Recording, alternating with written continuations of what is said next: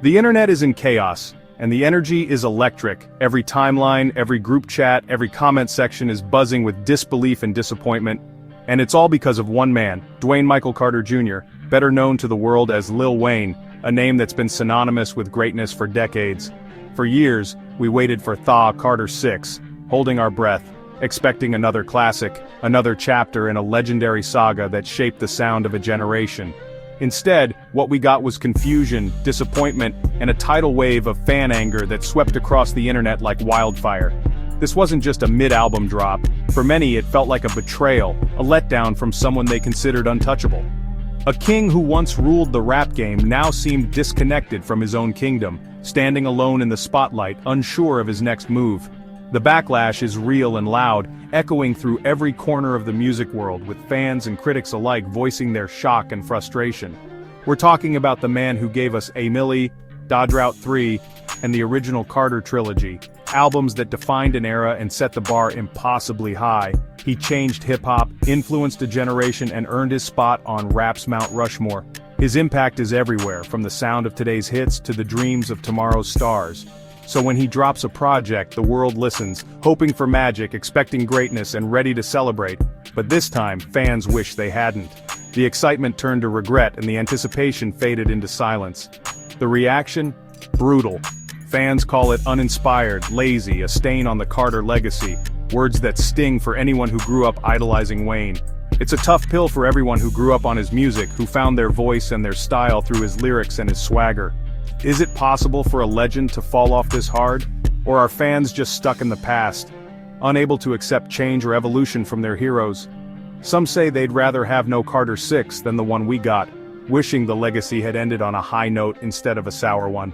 That's how much Wayne means to the culture. His music is more than just songs, it's memories, milestones, and moments that shaped lives. When an institution cracks, people get scared and angry.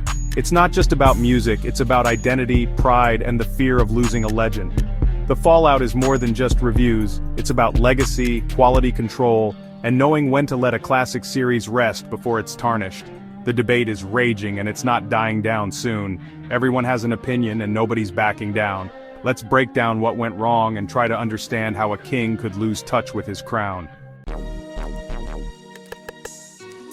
To truly understand the disappointment that followed, you first have to understand the anticipation that built up over the years. The wait for Thaw Carter 6 wasn't just a few months, it was years in the making, with every delay only adding to the tension and excitement. Wayne teased it relentlessly, dropping hints and snippets, letting the hype build to a fever pitch. Fans expected nothing less than a masterpiece, something that would redefine the genre.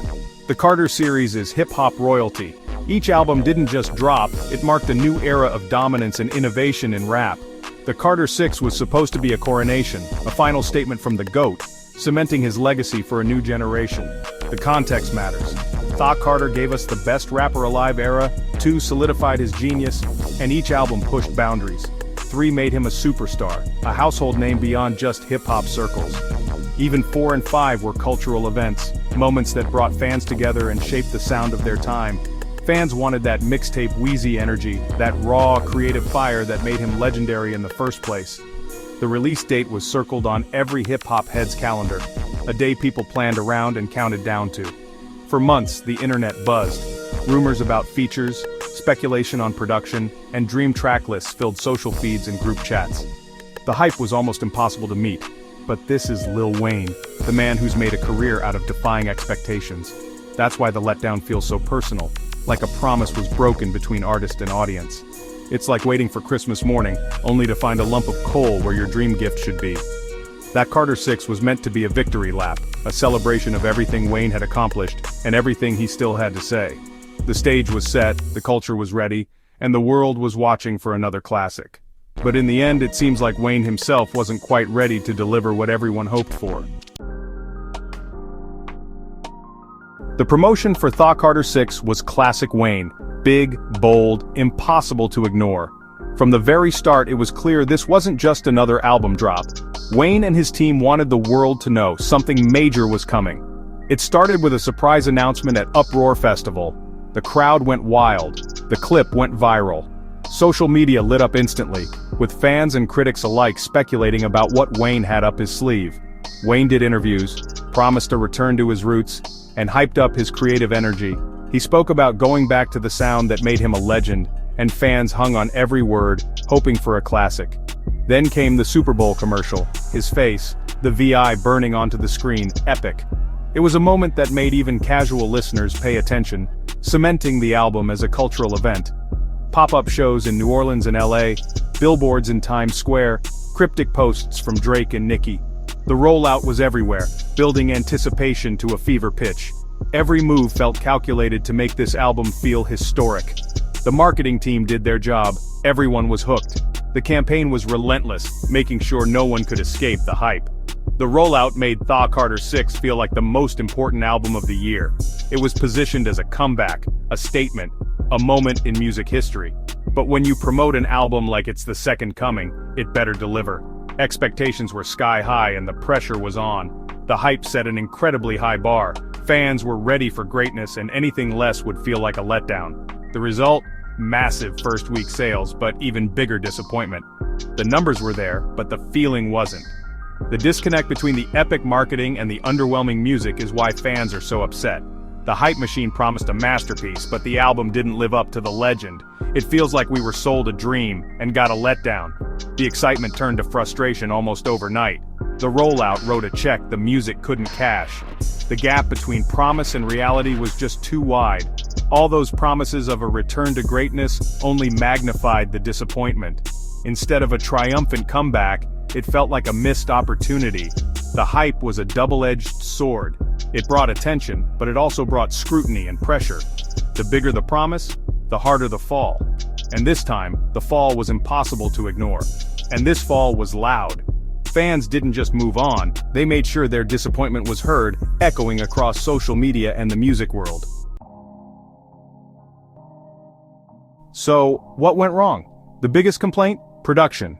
The beats were clunky, generic, and didn't fit Wayne's style. Where were the soul samples, the hard-hitting 808s? Instead, we got awkward trap beats with no cohesion. Wayne himself sounded bored, monotone, lazy, missing the punchlines and energy we expect. Glimpses of the old Wheezy were buried under uninspired verses. The album lacked focus, no central theme, no identity. It felt like a playlist, not a Carter album. Ultimately, it sounded like Wayne wasn't listening to hip-hop's current state, or his own legacy. The magic was gone. The synergy was gone. For die-hard fans, that was the hardest thing to hear. Let's talk specifics. The track list says it all. Skateboard Flow, featuring an unknown artist, was a disaster. Outdated beat, awkward flow, basic lyrics. Fans roasted it as one of his worst songs ever. The Drake collab, Heir to the Throne, should have been a slam dunk. Instead, it was bland and forgettable. Even when the concept was good, like N.O.'s State of Mind, the execution was off, too polished, lacking raw energy. Wayne's lyrics felt like he was reading from a script, not reliving his story. It was a hollow tribute, a ghost of his former self. But there was one bright spot, Martian's monologue. Just Wayne, a stripped-down beat, and real passion. The wordplay was sharp, the flow intricate. For 4 minutes, we got a glimpse of the real Lil Wayne.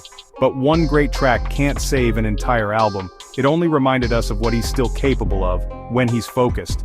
And that made the rest even more frustrating. That Carter 6 has reignited the retirement debate. Wayne's hinted at it for years, saying he's rich and doesn't have to do this anymore. Some fans say, please Wayne, just stop. They'd rather remember him as the GOAT than watch him fade. For them, retirement is about protecting his legacy. Others argue a legend can do what he wants, even a bad Wayne album has moments better than most rappers' best.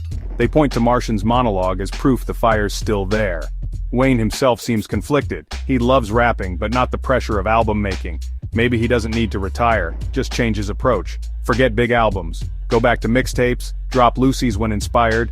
The real question, can he still make a great cohesive album? After Thaw Carter 6? That's up in the air.